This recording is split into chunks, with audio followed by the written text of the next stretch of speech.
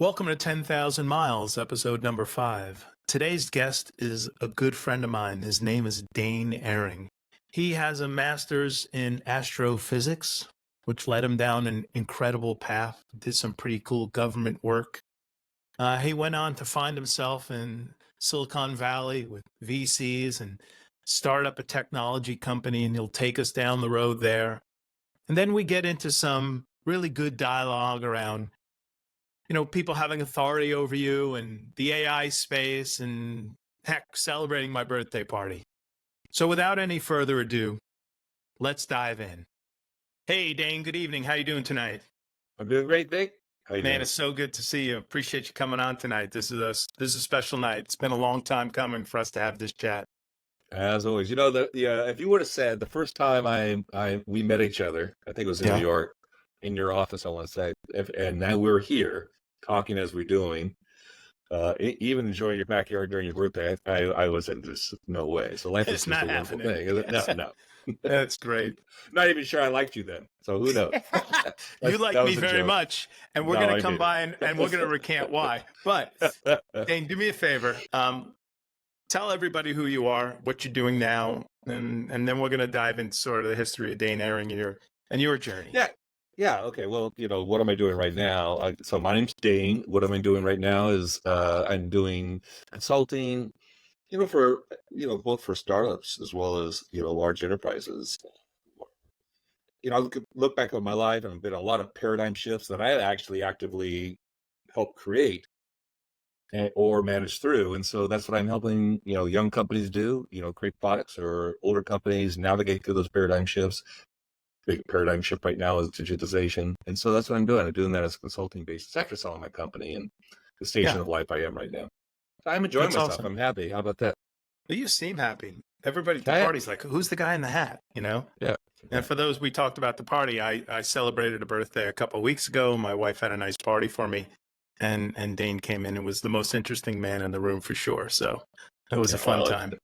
It's 6'6", yeah. Dain, take us back. Where does the story start? Tell us about your story.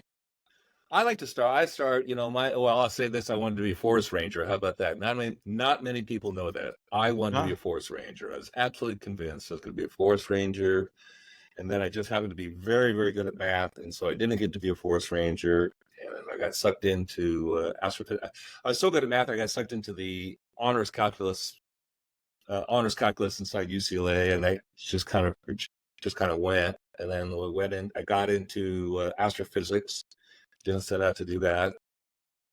Went geophysics and then astrophysics, and then after that, I got sucked into the. This is during the Cold War, mind you. Sucked into the satellite spy community. Really? I did that. Yeah. That's that. A lot of fun stories there. We can mesmerize the audience on that. Are there any you can tell? Sure, I can tell them all now, I think. Yeah. Okay, give me one right now. Come on, let's lead it up. Well, legit. And there's more, obviously, but legit, I would walk in, because I ended up being, and that's the story, I ended up being the lead architect for, this modernization of this huge mission critical to Western democracy, organization that if I told you the acronym, I could tell you now, it was the NRO, but back then I couldn't even tell my wife. My wife thought I was just a consultant. But literally walked into a brownstone in Georgetown, and you know how they all have the same staircase, maybe it's on one side or the other side of the hallway, and they all have the closet door. You walk in the closet door, and I promise you walked into an elevator, you went down 10 or 20, however, whatever was blast proof, because there was no little signs to tell you. It felt like 20 floors. And then you open up and all these computers are right there. You were 8 feet under. Probably, yeah. It just went really slow. I was the young guy, yeah. No, but it was a lot of stuff. I'll tell you another story when we get going. So I did that. And then because I was doing modernization, it was a big wide area network. And so we put together the first internet. So we could say we put the first government internet, federal government internet, existing. We had to go back and forth to DARPA, back and forth to MIT. Did it, and then had to back then you had to put a Unix box on top, and the only that was Sun Microsystems, HP, or Steve Jobs got kicked out of Apple, if you remember. And he started a company called Next Computers and got this brilliant guy out of CMU. And there was a microkernel Unix, and people could actually use his machine. And so we bought, I think his customer, the largest customer back then was probably 100. And we bought 30,000 of them. And Wow. we'll talk about that. And so then Yeah. deployed that first internet, everything worked glowingly. And instead of staying, those Steve Jobs recruited me, and that brought me into Silicon Valley. And that was Cool. very Well, let's do horizontal. this second. I'm gonna throw the reel out. I'm gonna pull you back. Where'd you grow up? Burbank. So my paper route was in Burbank, Burbank, You had a San paper Fernando route. Valley. Nicely done. Yeah, yeah. Seems to be I very did that. common. Yeah, yeah. Started work at 11. All right. No, before that, I had a paper route and also mowing the lawn business with the neighbor kids. When did you come into your height? lawnmower. You're 6'6". When did you come into your height? Was it in high school, in college, after? No. It was like 7th or 8th grade. Yeah. Really? To give you a sense right now, you can't because of the video, but you saw me at the park. I weighed like 225 pounds. I'm not shy to say that. But back then I weighed 145 pounds, 100 pounds less. So a strong wind would take me away. No kidding. And yeah, so sports and stuff like that were kind of, like, I couldn't really do it until I got into high school. And then Hey, so grew up in California. Yeah. Went to UCLA. Yeah. Right. Yeah, went to UCLA. Did you know you were going to study astrophysics? How'd you go down that path? Because very good at math, got sucked into that, and then also wanted to go in that. I wanted to be a forest ranger, so that got me into geophysics. Right, I was just going to go out, enjoy, walk around, look for oil with my geophysics, find it, get back on the helicopter, and go away. And that's what I was going to do for a living. I kind of put both those together. The market fell out in the oil industry. I was going to stay anyway and get a PhD, and then my friends were doing astrophysics, and so I got into that. What is an astrophysics person do? Astrophysics is the overarching, includes plasma physics, space physics, includes there's some theoretical physics, a little bit of quantum physics, but it really is the space. Space is a lot of particle, a lot of potential, and a lot of kinetic energy, and just mapping that and understanding that. It also includes cosmology. Cosmology is the understanding of the shape of the universe. And so there is a lot, but it's very close to kind of theoretical physics. So when you hear people talk about theoretical physics, or astrophysicists, can get very, very into the minute, or can get very, very broad and very big. So it's kind of fun. Yeah. Would you have been the person looking for black holes, or is that completely different? Yeah, actually, yes, and I was an astrophysicist, mathematician who also came up with there's black holes, as you know, and then there's these called black spots, and these black spots are perturbations of reality.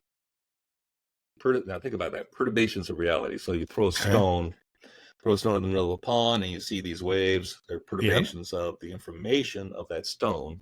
Well, so this mathematician, young woman in her 20s, postulated that there is these perturbations of reality. We think we're in the front. We think we're that first stone, but we might be just a perturbation of some major reality.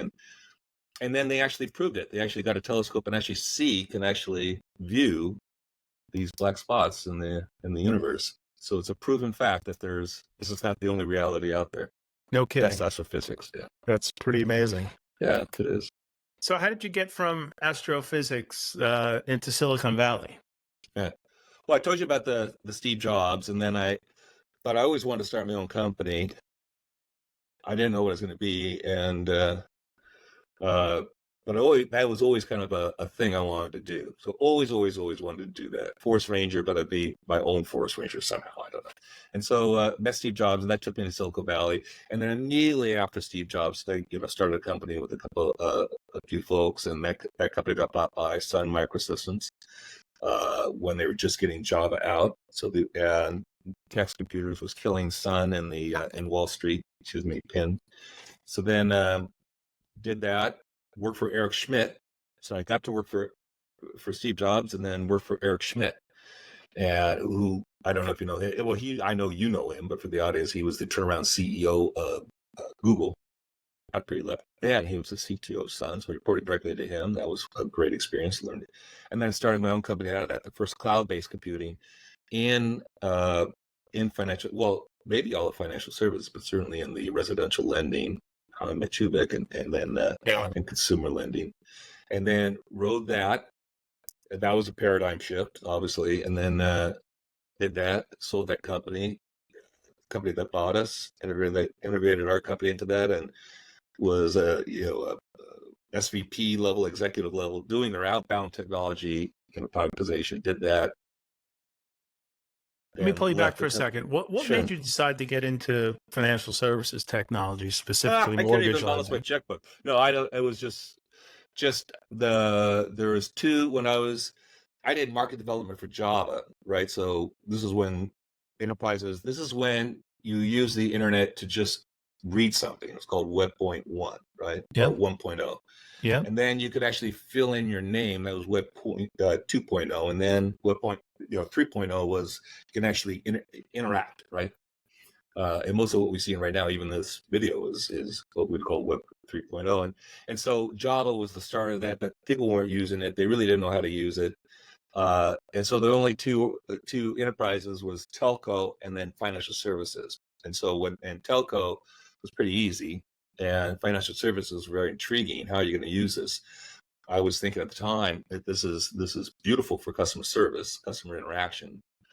And so that's I just got to be in my bond. Then most of the financial service companies that were using Sun Microsystems and even using Java were on the trading floor, and they were just writing in Java, writing and then check to see, and then went from there. And that's how I met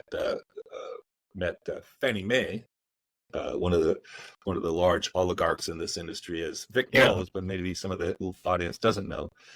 And they were using it on the trading floor, and they took Next Computers, and then what we're doing, and then got the idea in talking with the Fannie Mae, and the rest And is they there. convinced you to create a lending platform. I don't know if they convinced me or just got to be on my bonnet. Yeah, I can do it. At Sun Microsystems, you're basically, your job was, you were living and working and doing about 10 years in advance of what was available in the market. And you get to believe that you're 10 years in advance. So I just started this cloud-based computing company in financial services, thinking everybody's ready for it. Yeah. And I really had to do some convincing to get them doing that. And raised, the typical Silicon Valley raise money. We talked about that, how to do that. And then, I feel my VCs would think it was very successful. That is a successful out. What did you need to raise going in? This is back then, but raised about 150 going in or total going in. Well, I'm going to walk you through it. Going in, what'd you need, and then what did you need along the way? You raise about anywhere between $2 and $4 million. This is back then from friends with them, and then and then we raised a $20 million. It's called it was called an A round. Then a B round is another $25 million, and then a C round. It's about $50 million. And then we did another round. We also did a tender offer. The whole thing turned out to be about 120, somewhere about $150 million of raise. How long did it take you to get Dorado off the ground and start getting customers? Well, I did the smart thing on that because I was way too full of myself. I thought, okay, how hard could this be? I'll just put a 1003 in a database and call it a day, right? Okay. 1003 is, the classic Fannie Mae form. That's the data that really denotes a mortgage. And so I thought that couldn't be that hard, and it turned out to be very hard. But anyhow, my first customers I got about 20 customers, very excited. They all wanted to do, the sales process was we could, First Bank of Chicago.com, sign me up, I'm going to buy it, right? That was a very easy sales process. They signed it up, but I didn't take any money because I thought it was easy, but I didn't know. I knew what I didn't know, right? So at least smart enough that. And of course, what I did is I surrounded myself with pretty good advisors. Also, again, getting the number one venture capitalist in Silicon Valley at the time. And so I was getting great advice, but I made the decision not to allow any money coming in. And then sure enough, and they were very mid-tier contracts, and then it kept on selling. And as we got to the top tier, we're making it work. And then the first customers, we ended up having to part ways, and we part ways very amicably because I didn't take any money. And just kind of explained, this is where our company's going, and if we can make it work, we'll make it work. You're a customer for life. This is where we're going, and all of them were very good friends. So I did that. That was one lesson I did, very smartly. Obviously, like everything, some of it's luck, but by not taking any money and keeping that reputation going it turned out to be very key.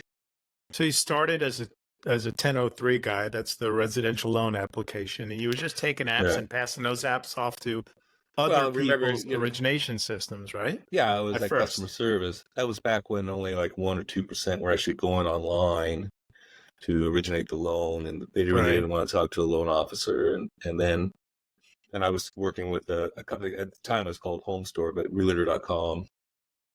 And they were doing the same thing for realtors, and then working with them. So the whole thing was kind of like a web 2.0, where you put your information in, come out. And it was really very sophisticated lead generation, basically, what it turned out to be. When did you transition that and start building out a full origination system? Because by the time I met you in 2009, you had JP Morgan Chase using the Dorado loan origination platform. Yeah. So as we got to the top tier on that strategy, and then transitioned got into the wholesale channel, which you're doing a lot. So they're kind of like your more advanced, your business to business. And then we're getting coached by these top tier. Why don't you replace our loan processes? We hate it. Whatever they were using, they hated it. It wasn't really scaling. And so we really got, it was the companies like JP Morgan told me, say, hey, why don't you create a loan processing system? And at the same time, the venture capitalists, we were looking at it as, okay, most of the key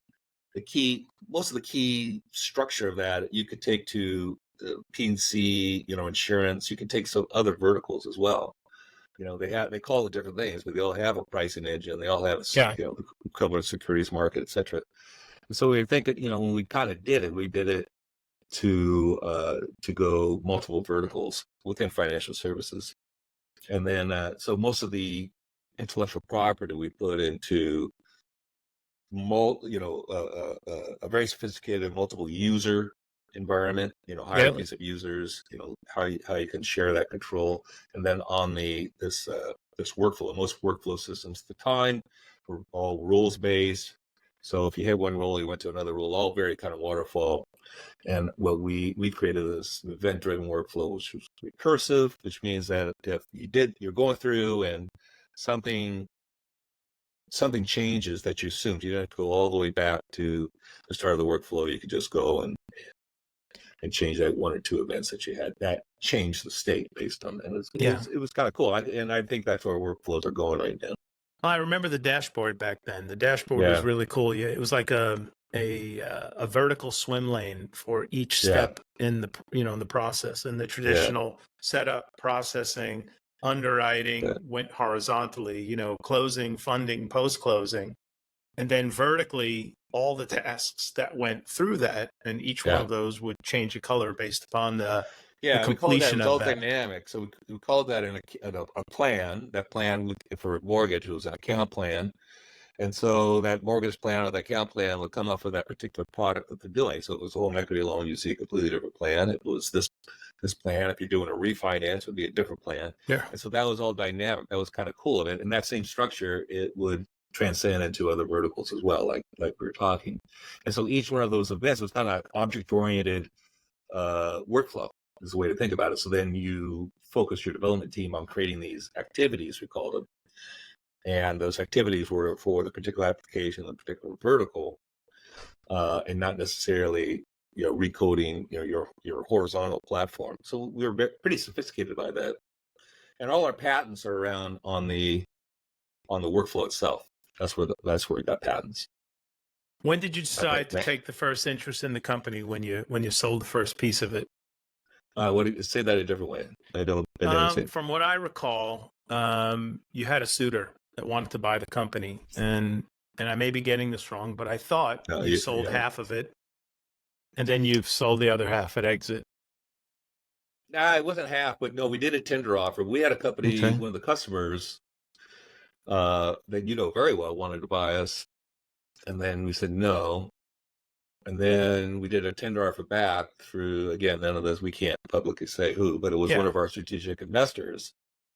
So they wanted an investment. They wanted to buy more stock, and we did a tender offer back. The way tender offer back works is you can't just sell your stock. Everybody has to have the opportunity to sell their stock. That's what we did. So everybody in the company. So they got cash back at the same time, got to play the upside on it. Got it. So it worked out really well. And so they ended up with maybe, I'd say 20%. Okay. That tender offer. How'd that work out for you long term? Me personally? I mean, like as an California horse. Yeah. So as an entrepreneur, I think it's a good idea. Venture capital, it's still the true today. Venture capitalists doesn't want to be in any longer than say 10 years. That would be max, right? Usually they want to get out in about 4 or 5 years.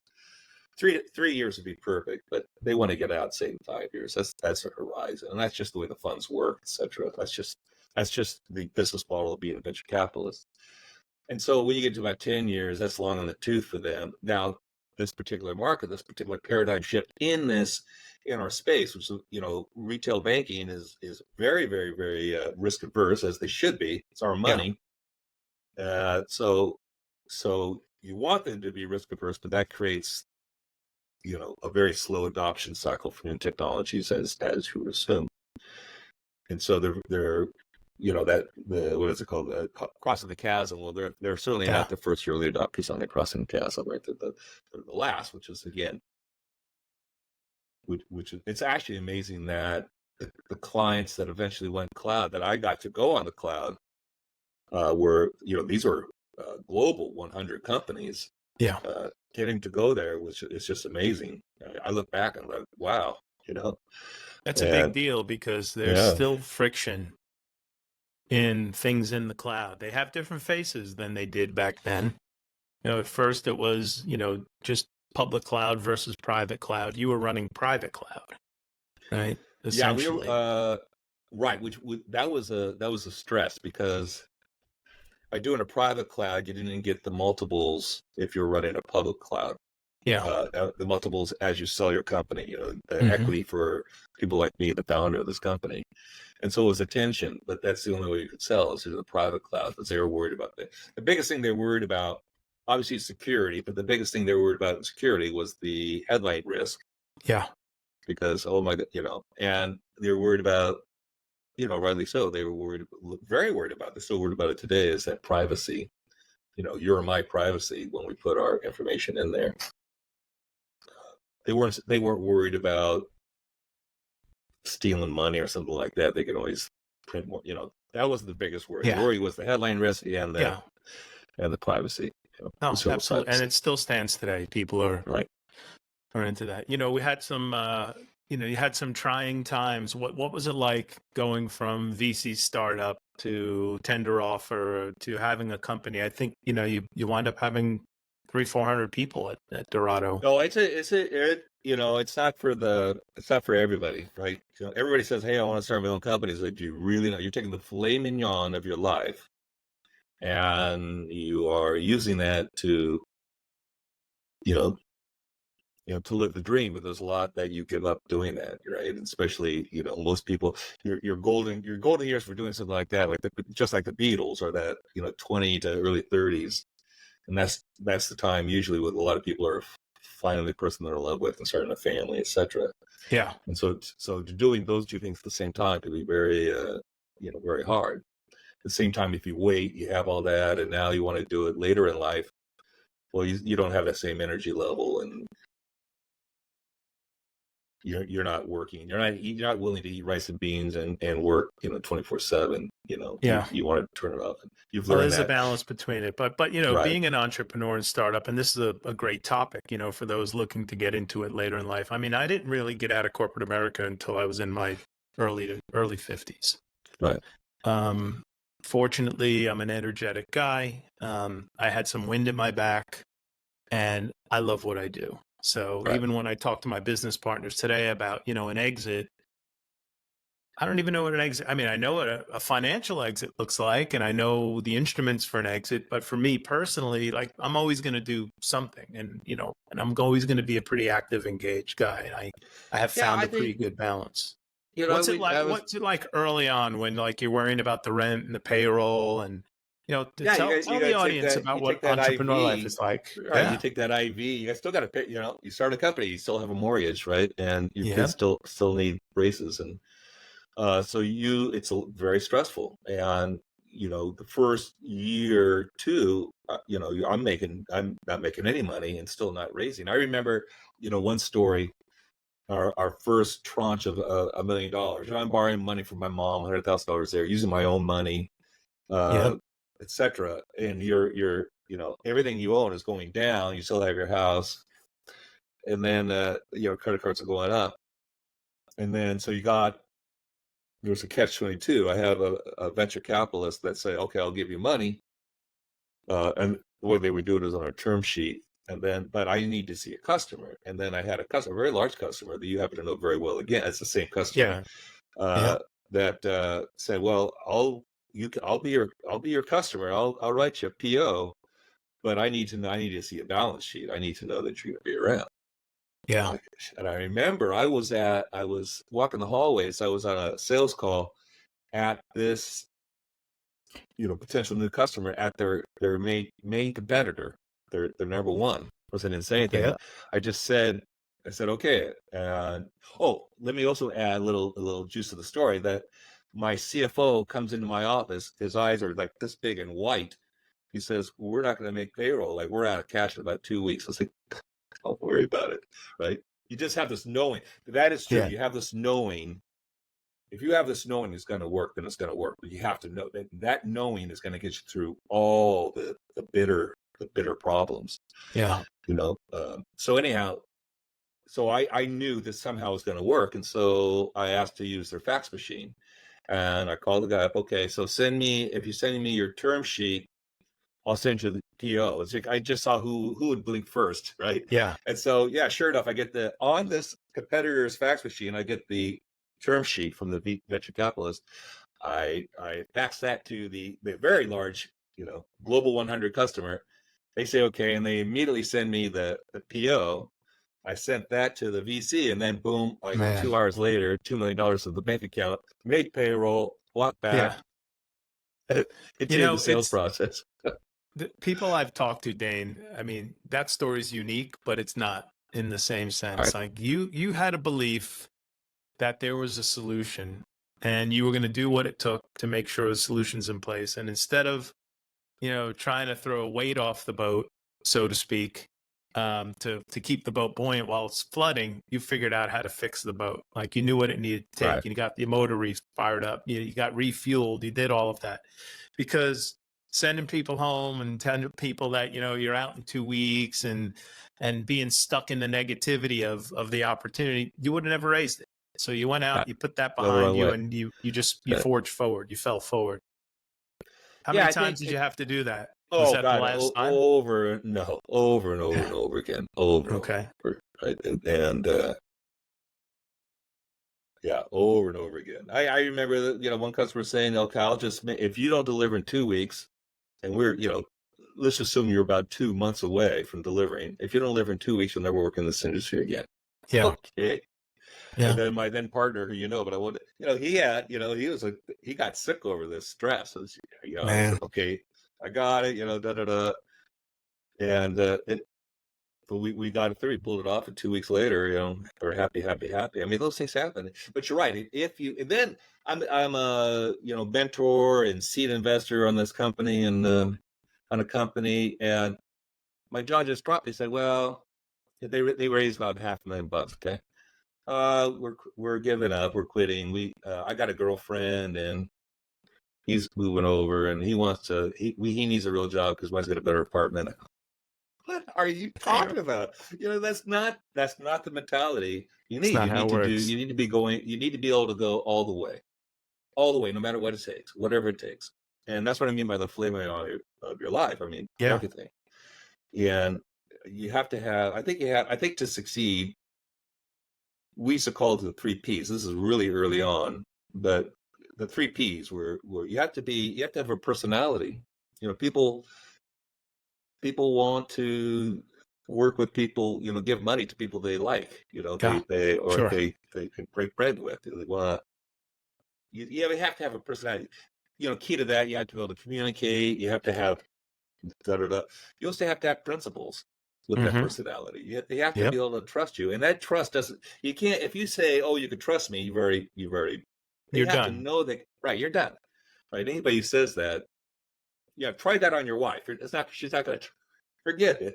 Personality, principles. What's the Personality, third P? principles. Oh, and perseverance. Yeah. No matter what, you're just because if it was easy, everybody'd be doing it, right? 100%. Yeah. So that's the VCs. They only think like 10-20% of all their investments are actually going to make it, and Yep. the math actually work. These guys are buying. They could buy Canada Totally. because with that model. I have a little freestanding whiteboard to my right here. I'm not going to turn the computer to it, but it says on it, if it were easy, anyone would do it.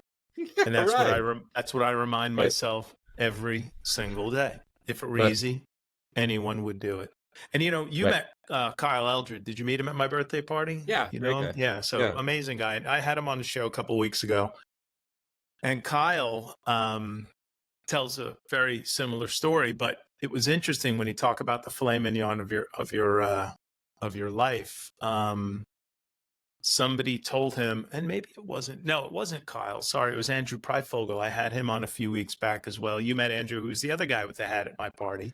Yeah, let me And say, Andrew, okay, I was just going to interrupt that. I met several people that at your party that were on this show and yeah, this podcast, and I just want to say how flattered I am. These guys are brilliant, wonderful, articulate people, and just people I would like to hang around with. Good job. yeah, they're It great says a job. lot Thank about you. you. No, Yeah, the thank list you. is very very. I'm above my grade with these people and below it. So trying to attract myself with smarter people and learn a few things along the way. But Andrew told me that he met somebody in business who was going up. He said, Andrew, let me just tell you, if you're going to be successful in the business, the only way to make it is you're going to be divorced 2 or 3 times. It's just it's a given.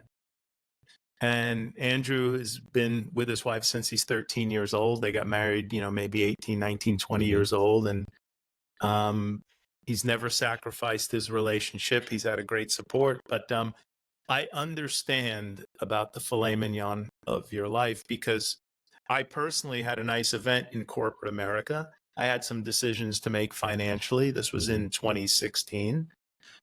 And I had some choices to make. I probably could invest and, scale my life back, but I was too young for that, and do a little consulting and be just fine.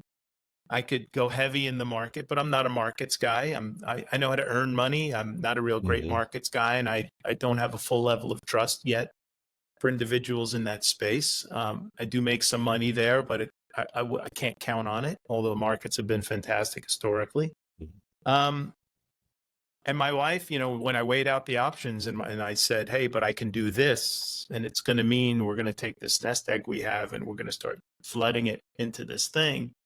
But I think I can turn it into a 10X, and I feel like I'd be in control of it. I'd be the front and center, the 3 Ps, as you say. And without hesitation, she said, well, I've been betting on you since day one. So that's where I'm going to continue to bet. And that I think that's key. that was unbelievable. It was just an unbelievable moment. But I'm a latecomer to entrepreneurial spirit. I started there. I was in the music business, which you think and you saw from some of the pictures when you were at the house. I saw those photos of you, and I don't think of you like that. So those photos were like 2 different people. Totally. And so it's funny. A lot of my friends only think of me like that. and Yeah, they I used to see, be a very good-looking rebel kind of look, but yeah, I don't get that anymore. no, that's okay. I cleaned up a little bit. I'm the OG right now, but I had a recording studio. And I was the chief cook, bottle washer, engineer, producer, window washer, carpet vacuumer. I mean, tech, fixing gear. It was the whole deal. If I knew now, or if I knew then what I know now, that thing could have been, different, could have been very successful. I didn't understand what it was like to really run a business versus being in something that was my passion. It Mhm. seems early on you found your way through being in business versus doing what's in a passion. And they say the number one mistake people make is they get what's called the entrepreneurial seizure, is that or they have this we used to say in the music business, uh, don't love yourself in the arts, love the art in yourself. So I people like go out that. and start a business with something they would do for free, and then they wonder why they're not successful, because Mhm. they're not deploying fundamental business practices to become successful. They're like, but wait a minute, I'm the greatest, dancer in the universe. Why is my dance studio not successful? So how did you know or learn to make this transition to go from, because listen, you like technology, but it doesn't sound like you had this passion. You thought it was a great business opportunity, is what it sounds like. Well, it Where did was, you but get that? yeah, so remember I started a company. That company got bought by Sun. I was reporting to Eric Schmidt, but also had another report into, or that lasted, and then I reported into the VP of Sales, or the person who ran sales, SVP or whatever. And I didn't like him that much. All right, we just did wrong chemistry, and I was really sweating it, and it was just and I was doing a lot of contemplation. I'll say prayer. I don't know who your audience is, but You I could say got very whatever you like, Dane. okay. Well, I Yeah. was doing a lot of praying, Yeah. and then I woke up, and I do feel I had this conversation with God. He just woke me up. He used Yeah. just my first name, got up. I was so blown away by it. Just my first name, and I got up and I paced. I was then moving to California and lived with my mother at the time, with my family in just this one room, and got up, let the family all sleep in it, and walked in the kitchen and got some milk and just was pacing the floor. My adrenaline was going through the roof, and then through that I realized, or not realized myself. I mean, the message I got from that experience was that you choose who has authority over you. When you give somebody authority, like I'm sure you're the same way I am. I gave authority to my wife. My wife has authority over me. It's a gift. But you choose, and the person who has authority over me at that time just did. Did I give that person that authority, or just I felt myself trapped, and it was just an epiphany. It's just very lightning.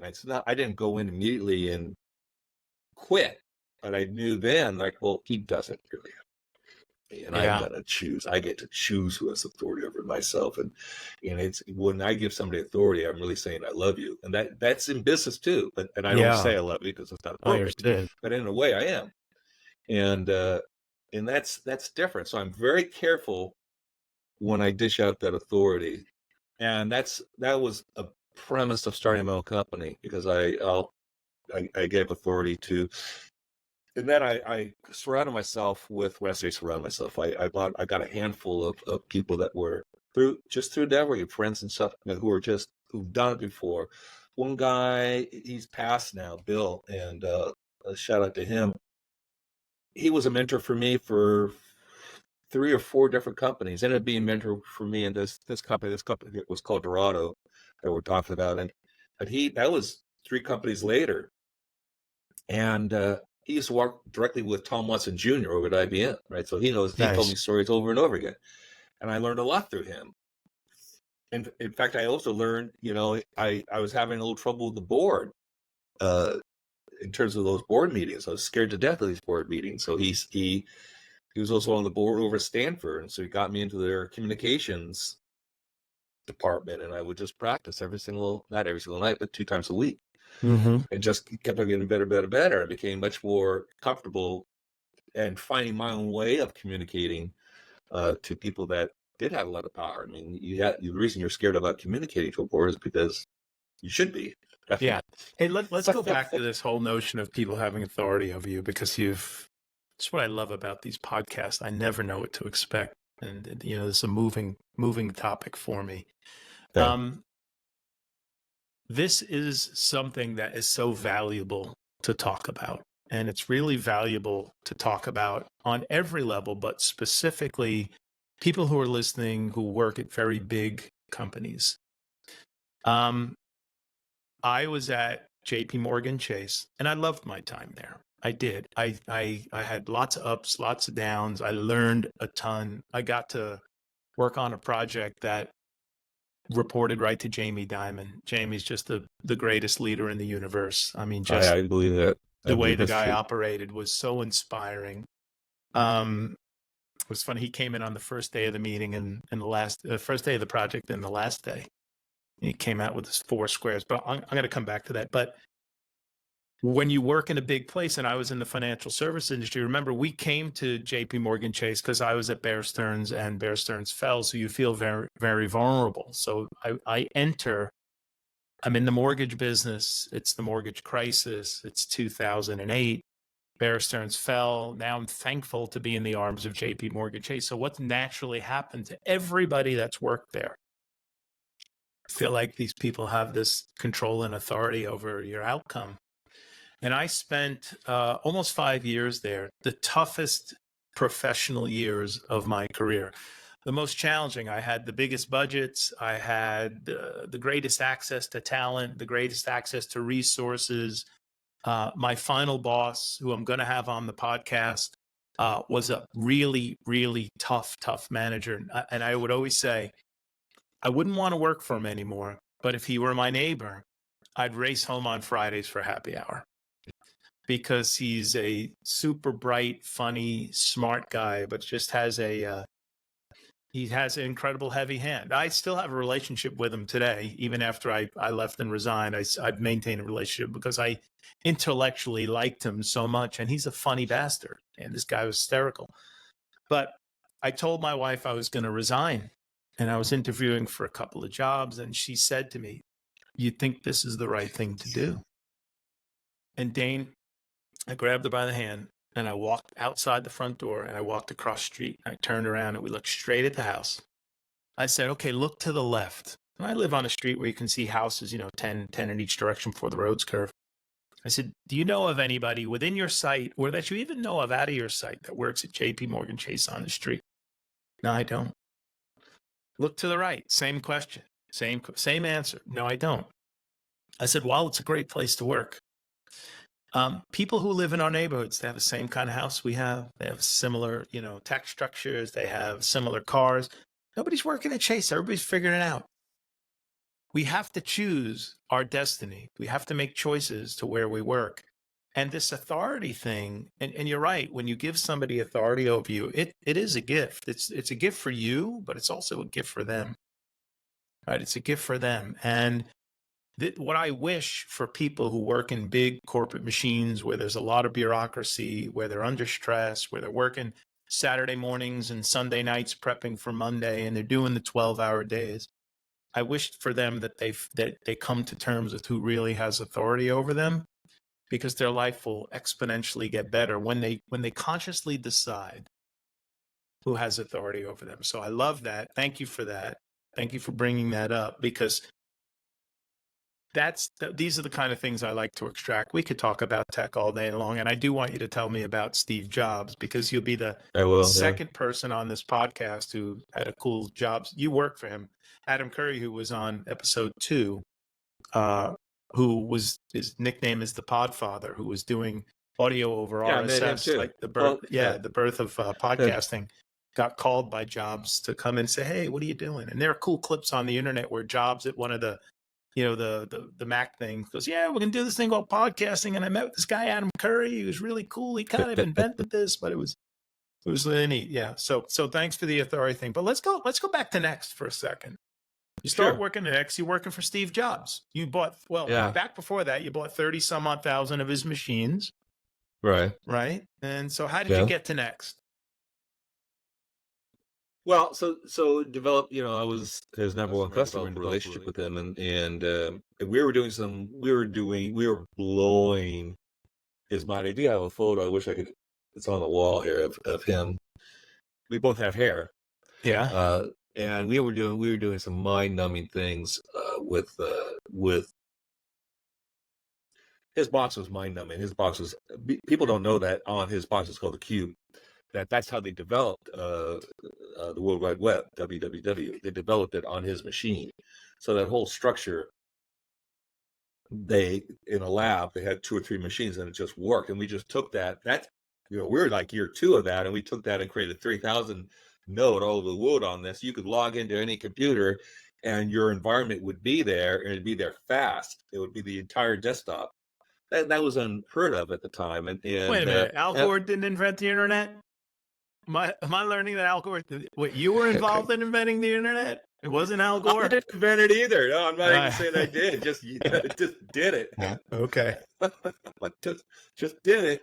Yeah. And then no way I'm saying that. We just like. But we're doing some cool things. Like, I'll give an example. Like right now, we think of, like, we had the first Google Maps. I wish it just stopped what I was doing and they just took that public. But the idea is you can take a map. Now, picture this. I'm saving Western civilization, right? We'd be sitting there on a podcast over, with Putin looking, and he'd be on that other looking at us, making sure we're talking right. Thank God for Dain Ehring, right? So then I'm in there, and so we were doing things like, so you have this map and you're kind of overlaying all these risk points on this map, and it's just one application. So we're using applications all over the world as they were their own objects. And so you could have another object, say a database lookup of tanks. I'm making this up, right? Yeah. And then put those tanks over here, and then you could do another one, trees.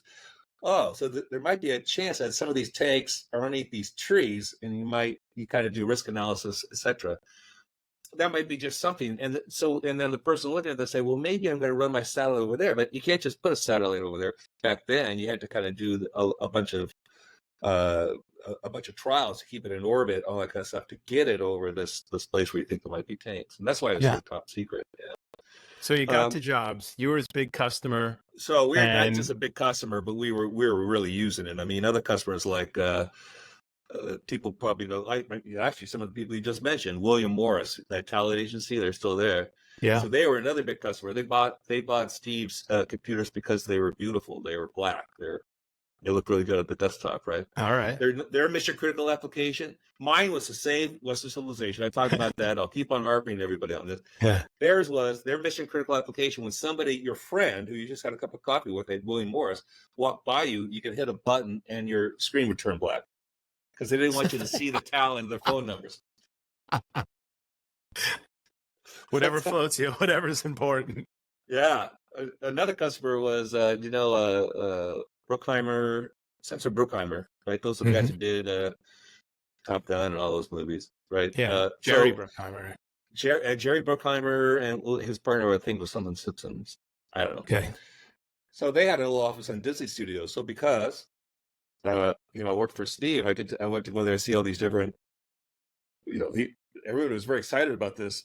These guys are using it, right? And they were very hot, What was your role there? I went to go talk to them. And then I went to talk to them. They only had 2 desk computers on their desks. No. What was your role at Next?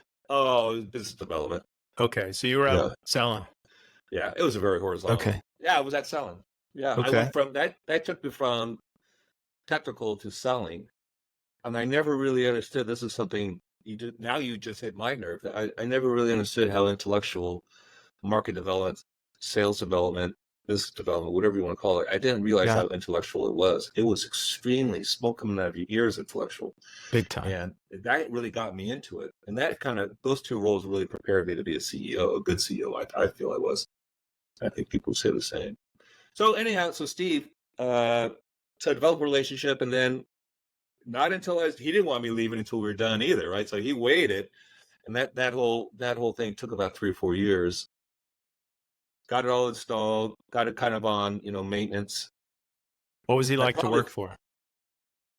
Well, he's an idol, but he's definitely he's one of the few people that can see the detail, but also see the world picture, right? Not only do Okay. a lot of people have just one viewpoint, they have one horizon. You and I both know a lot of engineers that set a particular level. They're just geniuses, and another group of people, who's the guy who wrote Future Chalk? I'm trying to think of, but very, very, very high level people, futurist, Yeah. that can see even beyond maybe somebody like you and I can, that can really see what's going on, but they kind of stick to those two horizons, and so he can actually go both horizons all the way up to, say, even a futurist. He was a futurist. It's certainly shaped our way of living, and so I'm very Oh, happy, glad I went absolutely. to his wake. But he was so detail oriented though, um, and he was probably, I'm not saying this disparagingly, and anyway, because I love the man, and I think he would admit that he was probably, I don't think he'd be that good and not be on the spectrum. We're all on the spectrum. He was on the spectrum, certainly, probably Asperger's or something. I'm not Hey, look at Elon.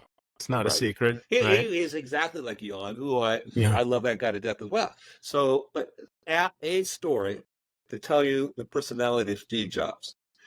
Uh, he I'm with his number one customer, remember, so I still have all my clearances, and these clearances are not easy to get, right? You get these clearances, it's like a year and a half, 2 years out of your life just to sit there and read golf magazines until you're actually able to do anything. And so you finally get them, and then you do this, and now you want to get into the private world. Well, one of your values is having these clearances. You could just I could walk into the CIA and just wave my hand. Well, hi, Dane. It'd be like that. It wouldn't even be a badge, Remind me of another story I have you for the national security. So I will. then, I had their number one customer. I mean, 30,000 machines. This is driving the entire country. This is the revenue. 90%. The rest of it is just dimes and nickels. I have it in this conference room, and of course, Steve doesn't believe in doors at a conference room, right? That's not cool. It's everybody's equal. Everybody should Okay. you should be able to walk by and know what these people are talking about. There's no Okay. secrets at next to you. In fact, one time he got me excited, so I might be talking too fast, but at one time It's cool. he even had a book when you walked in.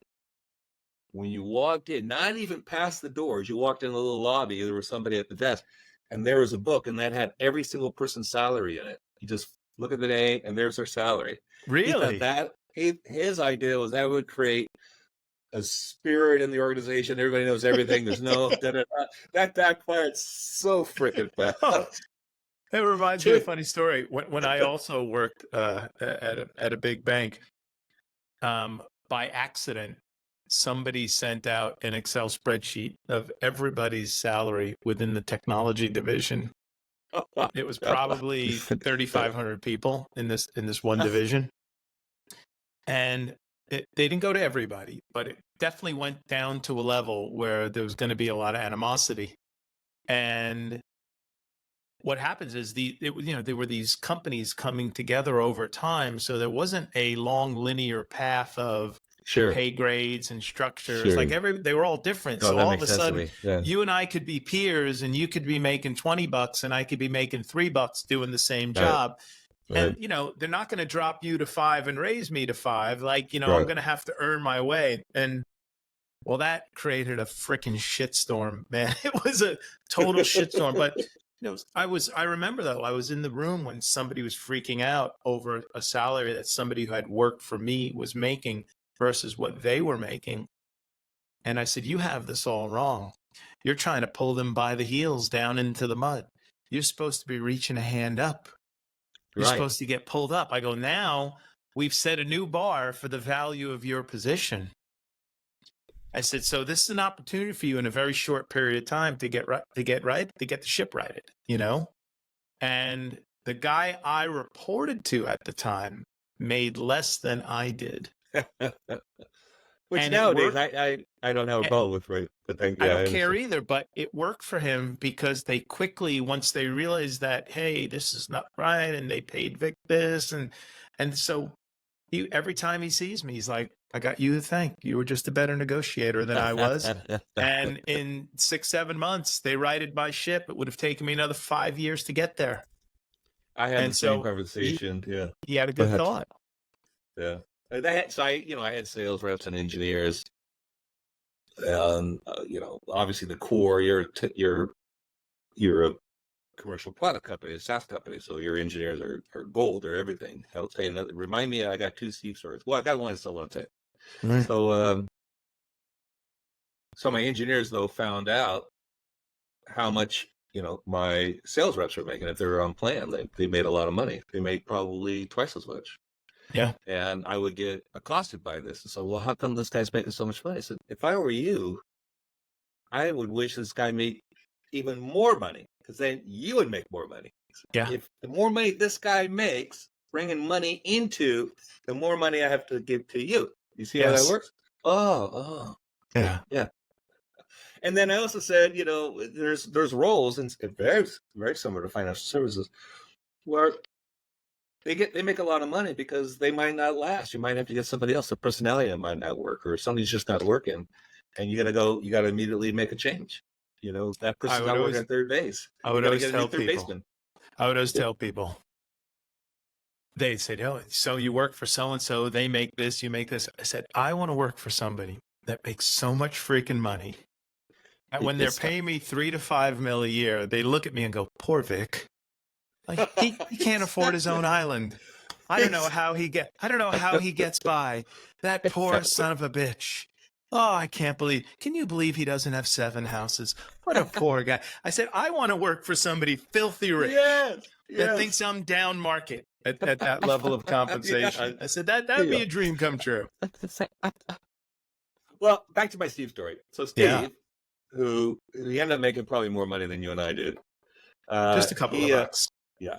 He was very insecure. So he's running with this again, 80% of his revenue, 80 or 90, and he's running. He went to the bathroom, and he used there was not executive bathrooms at Next Computers. There was 8 bathrooms, very nice, of course. Everything's very.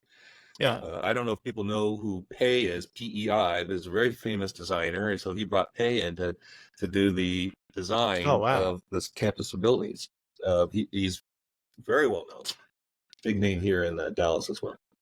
And so he's running out, and he's yelling. It's a very open internal quad, I'll call it, common area, and then up here is a kind of an open hallway, and there's his office. He's got 4 people that work for him that are just his admins, and he's screaming at it.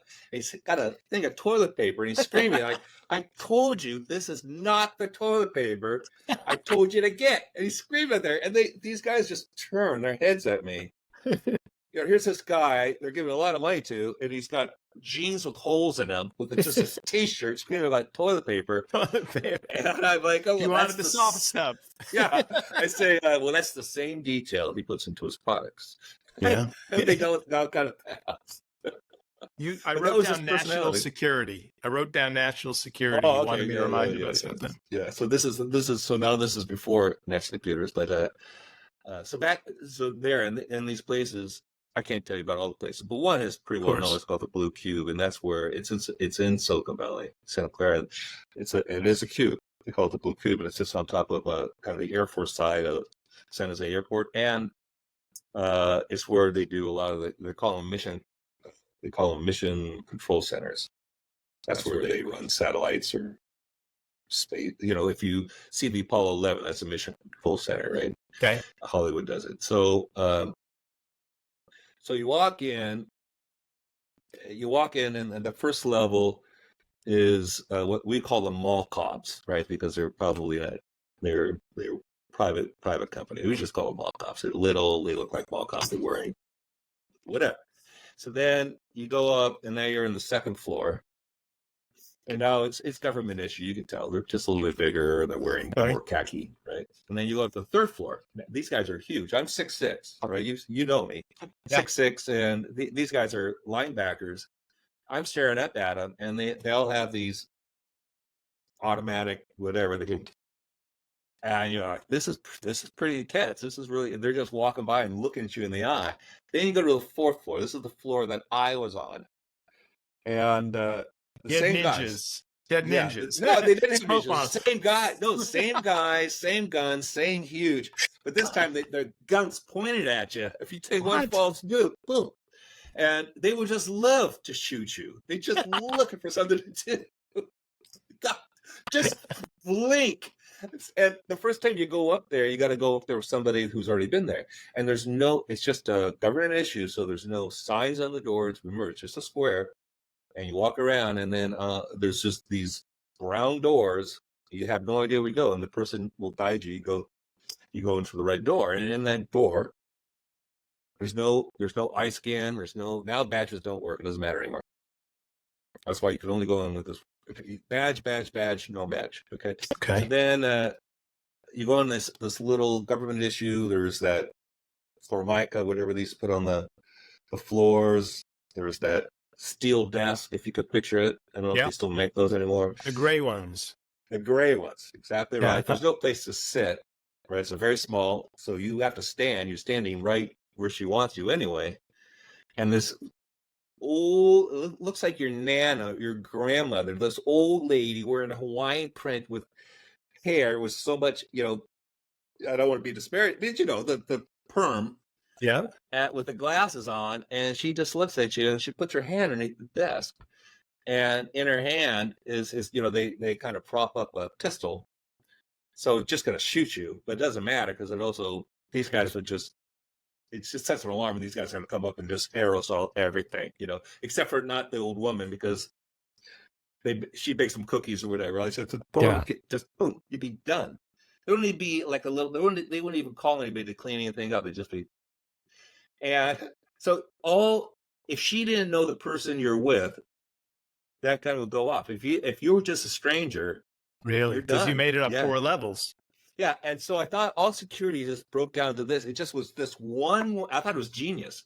This one woman, older woman, long retired, probably was a high school cook at the time. Now she's between you and this mission critical command center for the nation's top spy satellite, between you and there. And then you walk in, and these doors go brrr, this metal against metal, so she pushes the button, you go in, slides back, just like Maxwell Smart.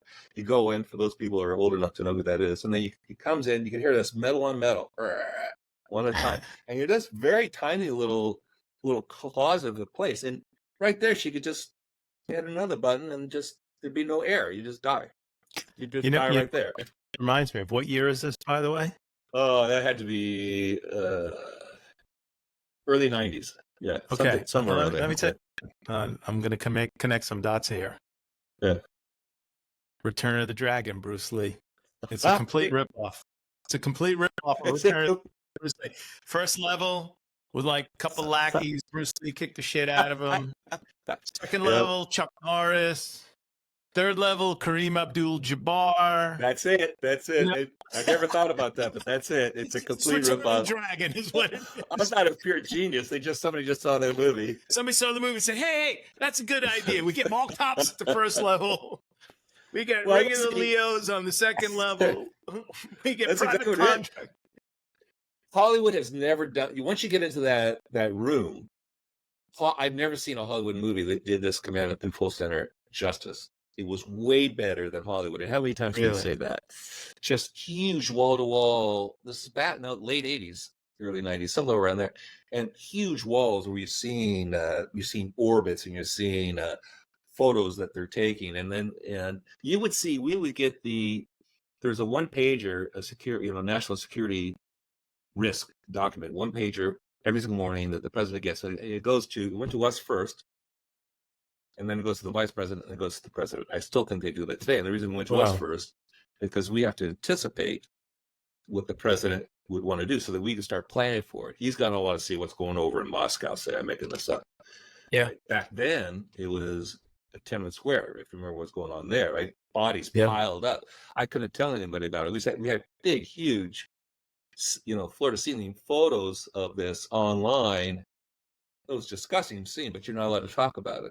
Papers didn't even know about it until 4 to 5 days later. It was very, very intense. And I don't know where I was going with that, but it was it was just an intense. You felt like you were in the center of the universe. You felt like these things I could talk about because it's been so long. But back then, we were going over, say, a place in Russia, and there was Soviet Union back then, and there was, you can see we were taking photos of blast patterns. This is a laser cannon. They were testing this laser cannon going against this, whatever this target was. I'm going like, what? Wow. They're using this target. He's like, oh yeah. So the That's whole thing was completely about, nuts. in technology, it's about, having your technology window. How far advanced are you from your competitors or Yep. somebody coming in, barrier of entry, and that's how we thought about national defense. And we were, it was only we only judged it like months. We were like, I'll say 4 to 6 months ahead of our adversaries at the time. That's how we looked at Really? it. It's not that much, is it? No, that's 4 not to a 6 lot. months. That's not a lot at all. I'm sure it's different now because of the internet, whatever. Paradigm shifts again. But So I'm going to pull us back a little bit. sure. This has been great, by the way. Thank- These are stories I haven't heard, and we met 15 years ago. This is pretty fantastic. So let's skip ahead a little bit. You sell Dorado. You have a good exit. You're figuring out what you're going to do next, and from what I understood at that point, you're on some boards. You're doing some investing. How long after you sold the company did you make your way to Dallas? Or did that happen before you finally sold? I sold the company, but I was reporting in. So they had 2 corporate offices, one in California, one in here, and that was South Lake. And Westlake. And then so I reported into there, and they were also going through their own board coup. Whole other story, but they were going through a board coup, and so things were pretty rocky there. But anyhow, I was going back and forth to Texas, and then but still commuting. And it wasn't until just recently what I decided that was all past. I actually left the company that bought us at the time. Mutually accept. All when you sell a company, usually about 3 years, and then you exit. Especially if it's a CEO, they don't need 2 CEOs in a company, right? And so you usually exit. That's usually how it works, and usually there's an earn-out associated with that, and so you got to make some numbers and really make sure they motivate you to really make sure you integrate that company well, and blah blah blah. And so did that, and then just decided to travel, and I upped the ante in terms of the type of wine I would buy to make sure it was just expensive enough. It did that, and then but also when I sold my company, we talked about divorce, and my wife divorced me after selling. Once I sold that company,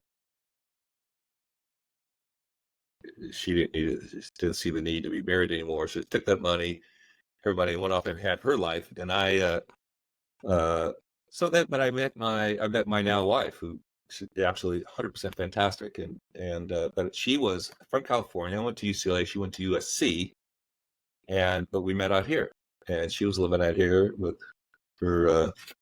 She had 3 kids, but one kid she still lived with the one. He was still living with her. He's still in high school, and so kind of commuted back and forth as we dated, and then decided to make her in Dallas permanent, and haven't looked back. And just left it. I had a house right on. I had my own seawall. I had a house right on the water, and but I really love. I think people make a place. I don't know if you agree, but you're pretty well traveled. I'm very well traveled, and I've seen. Once you've seen enough Duomos, you've seen enough waterfalls, you've seen blah blah. Then it's really the people, and then the culture, the food, and the culture that comes from those wonderful people. That's what I enjoy. When I travel, I go and I just sit someplace for like 3 days, same place, and then sure enough, every single time somebody will come to you, say, I saw you, and you become friends, and you go to their house, they tell you where to go, you got to see this. Places you're never going to find on a travel or whatever. No, the people definitely make the people make a place, we love it here in Texas. My wife also still has a very strong, as do I, affinity for the motherland of New Jersey, because that's where a lot of our people still are. So there's got to be nice places in New Jersey. I just haven't seen it. There's got to be. No, there are so many nice places in New Jersey. There are so many nice places in New Jersey. The beaches there are really just spectacular. beautiful white, Is that right? powdery sand. Oh, yeah. Yeah. Jersey Shore beaches are really, really fantastic. You'd be very surprised. And the Atlantic Well, I Ocean say is that because actually you don't swimmable. stand alone. Everybody I know from New Jersey just loves it. Absolutely, 100% loves it. Yeah, I This just is don't it. like living anywhere where there's state income tax. But Yeah, you you know, get used to that here. so yeah, For so all it's you like, wait a minute. listeners out there. Yeah, yeah. So wait a minute. There's no state income tax here. Okay, and I told my wife as the states dwindle, I think there might be 11 states left. I said, if you want to move, you got 11 choices. For as long as I'm earning money, you only have 11 I didn't know there choices. was 11. I thought there was like 3. I think it might. I think it might be. I could think I of could be Florida, wrong. Washington, and here. Yeah, but We'll have to we're off Google on it a up a little tangent. bit. But there You are said some. something that kind of provoked me, though. You Yeah. said something about, you work with this guy, you didn't really know, you really like that guy, and you respect him, and you see each other all the time, and that is true for what I've seen in my career too. Is like you have at the time they come across as adversarial. I mean, they're just really kicking your rear end, and really provoking you, and sometimes I'll even say, they become belligerents, certainly in a business way. And then when that's passed, they become best friends. You're best friends because there's a respect and there's this mutual admiration and all the things that go into make it really good friendship. It just happened to be at that particular moment, everybody's had their side of the ring, and they're fighting the good. And that's probably why you're best friends, because they were doing the right thing for who they were representing, as I was doing. Hey, I learned a lot from this guy. It was really the only boss I had that ever challenged me at that level before. But I always, no matter who I've ever worked for in my entire career, my entire mission was to find what was good in them and what I could leverage and use as my own on a go-forward basis. So I could become a better leader, better executor, and all those things. I'd also try to find the things that I thought, they didn't do well, so I didn't repeat those things. Not that I wanted to criticize them, so I could be, cognizant of my behaviors, and how I treated people and how I handled myself professionally. What I didn't really understand and appreciate, and I do now about this guy, is that he had to have been under a tremendous amount of pressure. He had a huge role. Sure. And he worked for somebody who was not very easy to work for. And so shit rolled downhill. And, he developed a style, having a very big job with high stakes. And but even as I talked to him after I left that organization, I think the first thing, I think they gave him like a 5-year deal, and he chilled out. Yeah. Like he had this, and then he gets pulled out of retirement. He's completely chill right now, Yeah. But I learned a lot about, hey, ask the next question. Right. I have a question, what's 1 and 1, 2? Okay. What are you going to do with 2? He was always an ask the next question guy. And he knew how to fly at 35,000 feet, dip down to 8, see what was going on the ground, and get right back up to 35,000 that feet. is key. I was doing something, there was a company, ended up being their chief strategy officer or whatever the title was. And took them from no transaction to, I think they did 35 million just this last year. And so I'm very proud of that. They asked me, it wasn't even, it was an ad hoc. I didn't even know it was an interview. They put me on the spot. I go into this room. I thought I was going to talk to 1 or 2 people, and it was a room full of 20 people. And they asked me all the executives there. They have an offsite. So immediately I was like, put back, and they asked me, what do I know? How I'm going to make them a high growth company? And I wasn't anticipating that, but I went back. I immediately went back to some of the people that I work for. And I came up with 5, right? And when we talked about Steve Jobs, and Steve Jobs did something, I took away a message from each one of these 5 individuals. I don't know how much time do we have. Let's tell the story. Tell All it. right. We got plenty of time. So I brought up Steve Jobs, and Steve Jobs did one thing, and obviously all of his talent, blah, blah, blah, right? Most written by it. But he did something that I took. He would, I think it was every single either week or every other week, on Thursdays, he did this fireside where all the engineers could come up. You could come up with any person in the company if you have to be in that area, locale in Silicon Valley.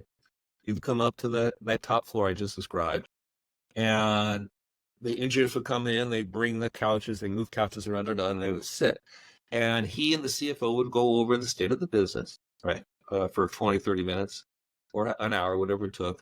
where he wants to go, blah, blah, talking very real, totally different than in front of a big audience. And then he would allow these engineers just to blast them, ask them any hard question they wanted to, anything Yeah. that might put them on the spot. And they got an hour or 2 hours of safety zone. And there's a lot of times where I went there all the time, and there's a lot of times that he couldn't answer. He says, I can't answer you. I'll have to get back to you. Why don't you keep that letter? I'll try to answer it next week. And you can see that some of the questions really kind of pissed off. You can see he's not a man. You know when he's pissed off. He doesn't hide it. And but he goes, okay. There's no risk. In fact, if anything, your career probably blossomed because of this. So he did that, and he created this safe zone where he got so much feedback, honest feedback, from the people that are actually doing it, that probably helped him make the right decisions at the time too, right? So Makes a lot of sense. He became a stronger leader. It's kind of that paradox. There's so many paradoxes, but he became an even stronger, more powerful leader by giving up for an hour or two a day, or a week. Yeah. And just listening, being humble for a little bit. Of course. Steve Jobs, humble. Yeah. So that was one lesson. Of course. I think there's a Joe Roebuck, he's not the guy I reported to, but he was in charge of all of Sun. The guy I reported to was over at Java, inside Sun Microsystems, all the different planets. And so he had, talk about he was doing about $15 billion a year. And to keep the stock going, he had to do yet another 15% on top of that. That's another $1.5 billion you got to do the next year, coming up with that. All right, so I'm talking about this guy named Joe Roebuck. So he had this big number. This guy was God. And so I sat down with him and I asked him, this is when we got acquired by Sun. I said, hey, what can I do? What can I be? How can I be the best director of what we're doing here at Java that I can be for Sun? I really want to make that a career. And he gave me a story. He didn't tell me how. He says, I'll give you a story. And he's nursing a cold. He says, I was supposed to be on an airplane this morning. I was going to go to our biggest customer. I'll tell you who it was now, but back then it was Boeing, right? This is a big deal for Sun. And I was going with a partner, and the partner, I'm inferring that the partner was Oracle. And these names don't matter, but they give you a sense of the size of the customer, and how important it was for Sun to be with Oracle. And they were coming in as strategic partners to Boeing. And he's continue with the story. He says, so I'm at the plank to get on the airplane with this person this is executive from, I'll say Oracle, make it easier. Yeah. And he said, now, if I don't get the deal, are you walking away? Are you walking away from the deal? I don't get it because we're partners. And he said, Joe, I can't do that. I have to take the deal no matter what. He says, well, I'm not getting on the plane with you. And he just turned away, walked away, and he's in front of me right there. An hour later, number one biggest thing on his pipeline, the guy who had to create another $1.5 billion that following year, but he was willing to send the message, that's not a partnership. I'm walking away. And he didn't say another word. He says, okay, I just got up and I took that when you do a partnership, when you're partnering or team member, when you're with somebody or starting a company with your partner, that's it. You're just starting a company with that partner. You're in there. You picked your horse, and you're going to stick with that no matter what. You're tied. It's like running on a beach, and you're both tied. You got one leg tied to each other with a rope, right? If somebody stumbles, you stumble too, right? Yeah. The other one was Eric Schmidt. I asked Eric Schmidt, who is CTO of Sun Microsystems. I asked the same question. The story he gave me was he says, this is the guy who ran technology. I didn't get the answer I thought I was going to get. I said, well, what's key to Sun success? How can it be successful? He says, well, he talked about his direct sales force. He says, we're able to come up with new products, and that sales force takes this customer base and is able to sell whatever we come up with into that same customer base. They all are the value of our direct sales force, the value of how we interact with these customers is key to our success. It's not like some chip or some desktop that they had or some product they had, because those things come and go, especially in technology, as you and I know. It was the customer experience that was key to them. Right. I thought that was a brilliant thing. And then I won't belabor this. There's a couple other ones. Scott McNeely, who he was just all about competition. I mean, what I learned from him is just, he just talked about Microsoft and how he just wanted to kill them. And it was all he wanted to do was just But he told me three things. So he talked about Microsoft. He says, there's three things I got to do as the CEO. And he says, I write Post-it notes on my screen. I remember. So 1/3 of the time, I'm finding talent, whether I need to get them or not, a talent for my company. The other third is as I'm getting customers, whether existing customers or going to be new customers. I'm in front of the customer a third of my time. So the other third is I need to know where capital is, whether I get the capital for Sun Microsystems or I don't need it, but I know where to get it, because when I need it, it's going to be too late. I know where the capital is. And that's where he spends his money. Spends his time where he spends his time. Yeah. That's amazing wisdom. Hey, Yeah. what's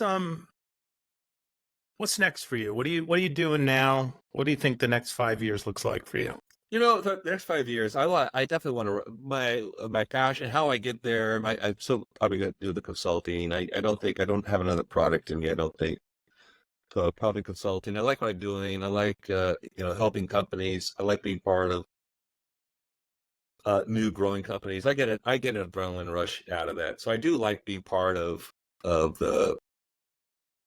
that rush part. So I like the growth period between startup. I like it all the way. Well, startups may be too small for me, but getting up to that growth period, we're actually a very successful multi-million dollar, hundreds of millions of dollar company. I like that. I don't like organizations. I like being a single contributor, individual contributor. And then I think I want to write a book. I want to write. There you go. I knew you were going to say that. The book I'm writing right now is taking three kind of swim lanes. I'm taking astrophysics, yoga, and I'm taking some of the stories we're talking about right now, some of them personal, and at the end of the story, they kind of start coming in. It's all the same thing. You think, well, how could yoga have anything to do with astrophysics? And it happened in my personal life, just every day. Astro yoga. Yeah, but they all kind of come together. It's all the same stuff, right? It's all the same, right? We're kind of like blind people touching a cow or whatever, but it's all the same. It's just don't resist it. Don't think you're in control of it. Just go with it. You're right. The other analogy, and again, not knowing about our time, but the analogy I like to think about is we're just like a little dry leaf in a river, and sometimes we get caught in these eddies, and we don't have any legs or hands as a leaf. We got to get back in the middle of the river. So you just have to be smart and get that wind just perfectly. It might take 2 or 3 times, and then all you got to do is get back in the middle of the river and just keep on going. And hit an eddy again, keep on hitting eddies, but you get better at it, and you just end up in this beautiful ocean that's just bigger in the horizon. That's all you can see, and the stars above you, and everything is right there. And that's what you're meant for, staying in the middle of the river. That's awesome. That's how I think of life. Let's go pull into some of the personal. So you came to my birthday party on Friday night. Yeah. Did you have a good time? Would you tell me if you didn't? You looked like you had a smile. I got some great pictures. No, I would tell you if I didn't. I mean, your friends the people who came to celebrate you, and that's what a birthday party is for, are people that I would hang out one-on-one. I mean, I liked everybody. It wasn't, usually you go to these parties like, there's always it was a great crowd that gets in there. But, absolute wonderful crowd, and individually they all just it was just fantastic. And so I had a very good time. Your house is just gorgeous. Thank you. Your wife is beautiful, as you know, inside and out. 100. I didn't get a chance to talk to your daughter. Was she there? Both of my daughters and my son were here. I see. Yeah, they were here. Yeah. Sorry. I think by the time I saw you, I was not busy, but the bar opened at 7:00. We had a couple of bartenders, and one of them said at 5 of 7, "Would you like the first drink?" And my normal reaction was to say, No, I'll wait. We're waiting for guests to arrive. And I paused for a second. Your birthday. And I said, yes, I want the first drink. I said, we're going to make the mixture. I said, it's going to be called the Moon Dance. It's that tequila, Dobel Maestro. Yeah. I said, the Diamante. I said, it's squeezed lime. I said, I want, if the glass is this big, the tequila is going to be this high. There you go. On the rocks. And we're going to have to get the right amount of cranberry juice in here. It's not a lot. And it's not just a splash. It's a very light pour. Took us a couple to get it right, but after she got it right. Well, have a couple. You have to make it perfect. Yeah, we had them going, and it was great. But I have some amazing pictures of people who they didn't have one too many; they had about six too many. A And lot of them were so, just walking home yeah, anyway. nobody, the majority of people Ubered.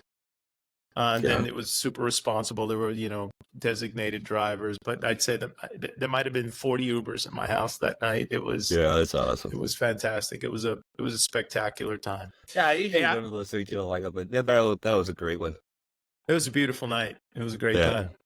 yeah. So, what do you think's What do you coming say? down the pipe in tech? What do you think about what's happening in the world of AI?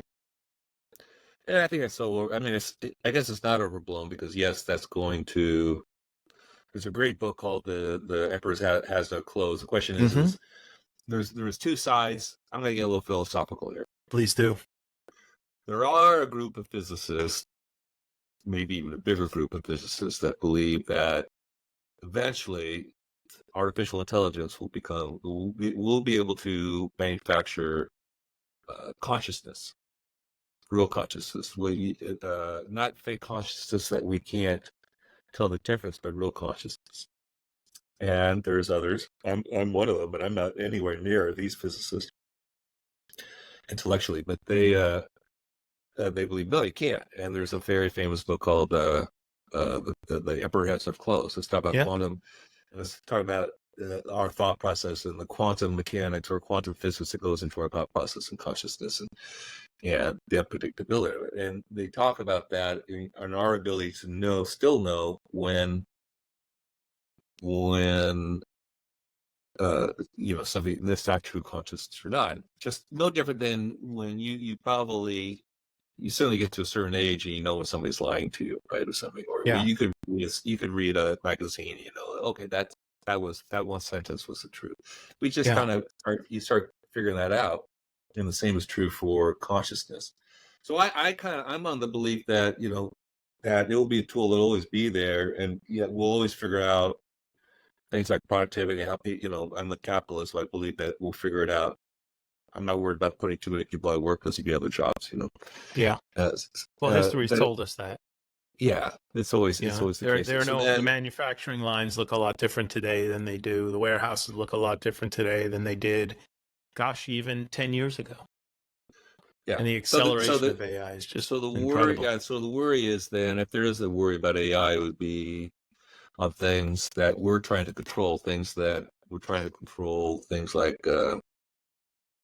social equity, right? And how because AI is really built on the data that you go in there. And I worry about AI in terms of what kind of decisions are you making off artificial intelligence, because it's just that artificial. And what kind of decisions are you making? You might make really quick ones. Like I can see usually using artificial intelligence in a drone and having dogfights with that, and it's just who's got the better algorithm. I can see that. There's a lot of places. I mean, we're really starting to put it to work in contact centers and call centers and in various interactions with people. And in most cases, it's enhancing human performance versus replacing human performance. And moving people up the curve in higher value activities. Listen, let's face it, nobody wants to do mundane work. And it shows off to the customer as well. I mean, pretty soon you just think, I don't want to even deal with this guy, right? It's hard. And, we talk about call center agents. I mean, that job in and of itself is a super hard job. Being on the phone 8 hours a day, talking to the happiest and the least dissatisfied or the most dissatisfied customers in the whole gamut. After 4 hours, you're toast. There was a guy who had a comedy skit called "Defending the Caveman," and he would say the difference. He would say the difference between men and women is that women get 10,000 words a day and men only get 8. So by the time you get home from work, the woman would say, "How's your day?" and the man would say, because he had no words. He was just out of work. Right. That's but exactly call right. center people, they need a lot of words. And they need a lot of empathy, and they need a lot of training, and they need a lot of patience, and it's a rough job. And so there are a lot of things that are happening in the call centers to bring information forward. And when we talk about information, we're really talking about the information we know about customers, about the interactions, about the behaviors of agents, about sentiment of customers, and all of these things where initially the use of AI can take and solve, and create outputs for all of those things based upon past interactions without going to generative things. I mean, that's, that's Well, a there. great I mean, there are. And hopefully, I'm talking with you, not over you. yeah, That there no, are not at there all. are industries, like, let's take your past industry, music. There are industries where the human interaction is forced, like distribution. Like, you sign up to a label, that label owns you. You can't distribute your music or your art without that distributor's consent, and that they kind of pull the strings. The same is true for uh, government. And then you have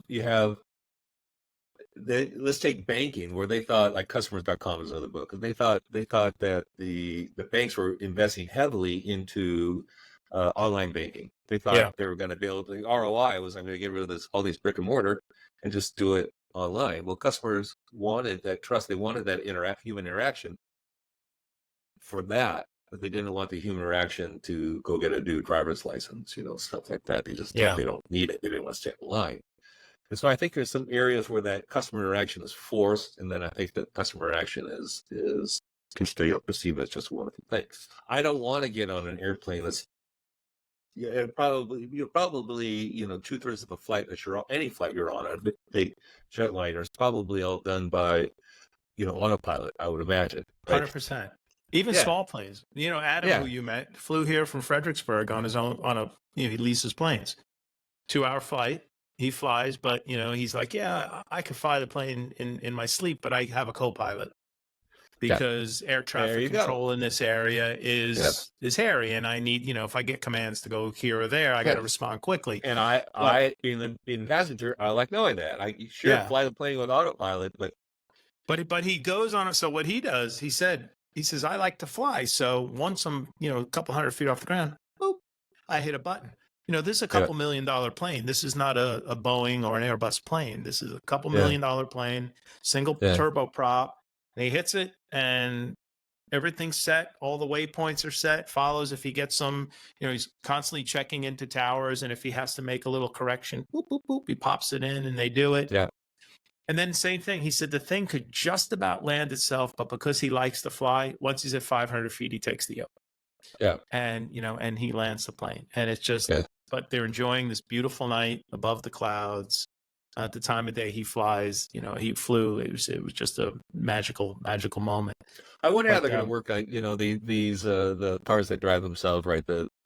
I just don't know how they're going to work the liability on that. If that driverless car hits somebody, yeah, hits another car, who's liable? How's that liability work? I don't know. somebody's figuring that out. I'm sure they are. Yeah, somebody's already figuring it out. Here's what I tell people about AI when they say, oh, this is never going to happen. That's never going to happen. This is too much. It's going to take over the world. I like to use this analogy. I said, what was the one thing you told your kids when they were little to absolutely never, ever do? Like, golden rule number 1, never do this. What do you think that was? Walk in the street or something. I don't know. Don't get into cars with strangers. Oh, yeah, there you go. Right. Never get in a car with strangers. Right. Very good. Fast forward, like, let's just use my lifetime. Uber. That's right. All you do is get in cars with strangers. That's all you do. Now, I don't think I'm putting my 8-year-old child in an Uber by themselves. There's going to be some level of comfort. But you and I mean, back even years ago, if we were this age, decades ago, we likely wouldn't have gotten a car with a stranger. That's right. That was called hitchhiking. Right. And that was Yeah, scary. yeah, That was scary and seedy. But yeah. I'm enthralled by it all, Dain. I really am. I see more and more solutions that are applying AI, and they're building their own models. And there are some large language models to be leveraged on the outside, but largely people are creating these language models with their own data. And we're seeing such great results. I'm bullish on where the next 5 years are going, because the creativity and the speed at which things are happening have ramped up, 100 or 1,000 times the speeds that they were when I got into technology. I agree with you. There's no way that AI will ever overtake consciousness. I think you'll always be able to tell the difference. I think I could tell the difference now, but I don't think I don't perceive any time of my life or ever that you won't be able to tell the difference between uh, a piece of literature Yeah. written by AI versus a piece of literature written by a human being. Yeah. Something like Poe, or you pick it. So I think that I see my son gets. I see photos that he made with AI. I'm just flabbergasted. If I saw a professor, but then it's like you go there and then people come back to vinyl because they like the integrity of the vinyl. People go to digital photography, and then they come back to film because that film, that silver tone or whatever it is, and that the photon hitting that just the right moment, and then going off other side of the galaxy. You just have that piece of silver nitrate, and there it is. It gets it has its own romance to it. So I think I don't know. Do you think? Go ahead. No. Do you think? And this is an interesting topic. So I agree with you, because we can point back to a time when none of this stuff existed. And so we came up, and even the generations before us, but even in our time, I'd see we've seen more change than most. So when you talk about that state of consciousness and the development of the brain, okay, you were forced into these thinking patterns through your life that weren't supplemented the way they're supplemented now. Do you think we're down training the brain for a level of consciousness that may not exist at the time when the machines match that level of consciousness? Yeah, I think that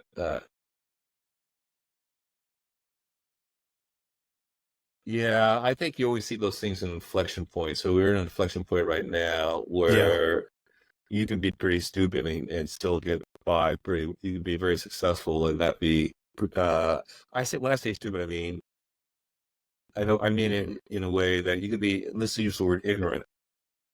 Okay, so you're not you haven't really researched the subject. You're just echoing what you've heard. You're not really you're not practicing things like discernment, research, and contemplation. You're not doing that. So and so told you that, so that's going to be true. You're going to go that something with the word theory, and it becomes a fact.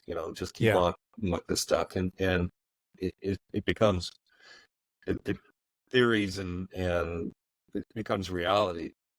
That is a physics thing. So I do, but I think that, and I pretty soon then you'll have a different bell curve and a different set of people that are then using they're not ignorant, they are intelligent. I don't mean just brain function. I mean it's well thought out, and those things I just described, discernment, contemplation, and knowledge, and all those things kind of come to play, and they're kicking ass, and everybody wants to be like them.